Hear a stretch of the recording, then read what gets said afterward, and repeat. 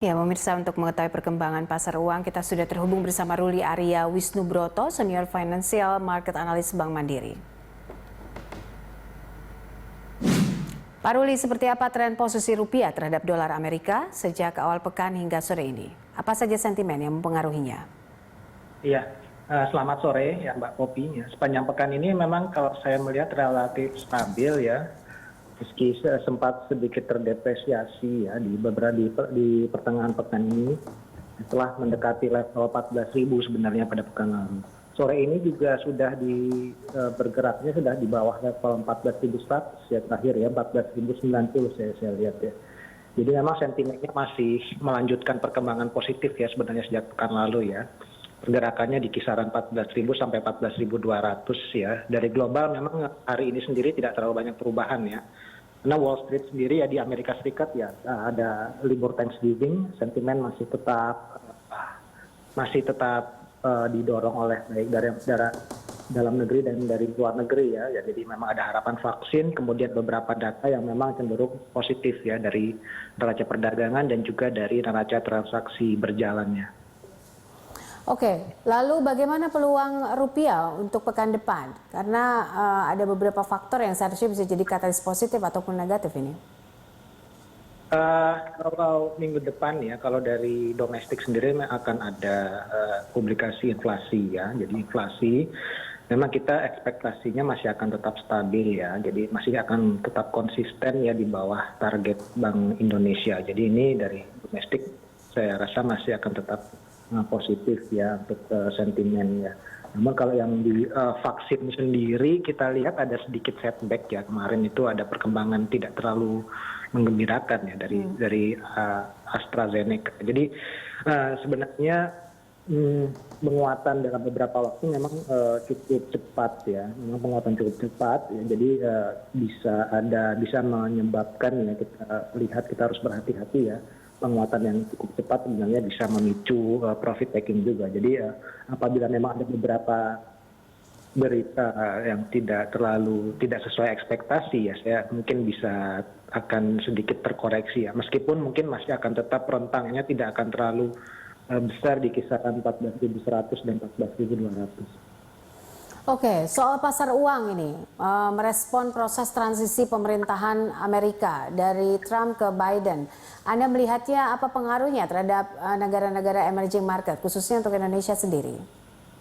Sampai saat ini sendiri ya, memang saya tidak terlalu melihat banyak ada berpengaruhnya pengaruh tidak terlalu besar ya, karena memang mau tidak mau meskipun memang Donald Trump itu belum mengakui kekalahan ya, tapi kita masih expect sebenarnya sedikit demi sedikit ya proses transisinya itu sudah mulai berjalan ya. Memang resiko yang terbesar ya kalau kita lihat dengan terhambatnya proses transisi ya, dengan angka COVID-nya sendiri masih mengalami kenaikan ya di Amerika Serikat, yaitu dalam beberapa waktu ke depan ya, bertepatan dengan hari raya Thanksgiving dan juga hari Natal dan memasuki musim dingin ya, kemungkinan bisa COVID-nya itu sendiri akan mengalami kenaikan signifikan ya mungkin dalam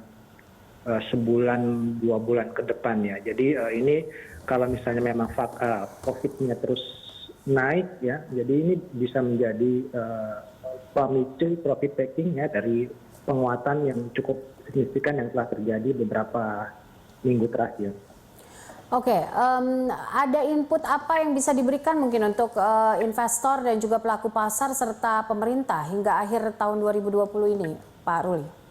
Iya, saya rasa memang ke depan ya dari sisi marketnya ini memang sudah jauh mendahului kondisi fundamental yang sebenarnya. Ya, jadi memang dari pasar saham, nilai tukar dan obligasi itu penguatannya sudah cukup cepat ya sejak awal bulan ini, sejak election, sejak pemilu Amerika Serikat, kemudian sejak kabar ada penemuan vaksin ya di awal pekan ini. Jadi ke depan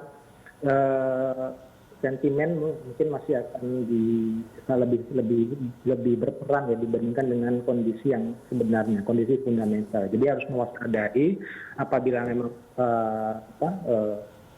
terlalu cepat pengelolaan ini bisa menimbulkan pembalikan arah yang mungkin bisa juga cepat ya. Meskipun ya kita tidak memperkirakan akan kembali seperti sebelum di bulan Desember atau dengan kata lain 14.600, 14.700 mungkin belum nggak sampai sedalam itu. Tapi ke depan ya kita harus mewaspadai, terutama memang karena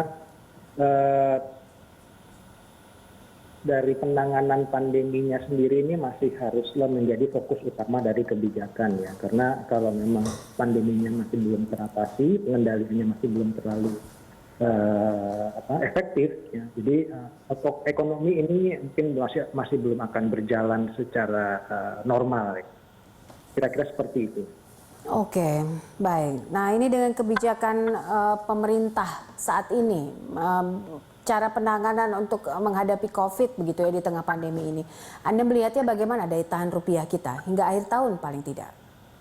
Akhir tahun kita merasa ya, jadi sudah saya sampaikan sebelumnya ya, bahwa memang market bergerak lebih cepat yang dari kita perkirakan ya. Kita perkirakan di akhir tahun sendiri itu baru akan menyentuh level 14.200 sampai 14.300 ya. Mungkin volatilitas kedepannya kita perkirakan masih akan tetap di kisaran tersebut ya, di maksimum mungkin di 14.300. Daya tahan rupiah saya rasa dengan kondisi fundamental saat ini ya, dengan inflasinya stabil, kemudian dengan surplus neraca perdagangannya yang sangat besar ya, dan juga dengan neraca transaksi berjalan yang kembali positif ya, di kuartal 3 ya, menjadi positif ya, itu saya rasa ini secara fundamental ini cukup baik ya untuk rupiah.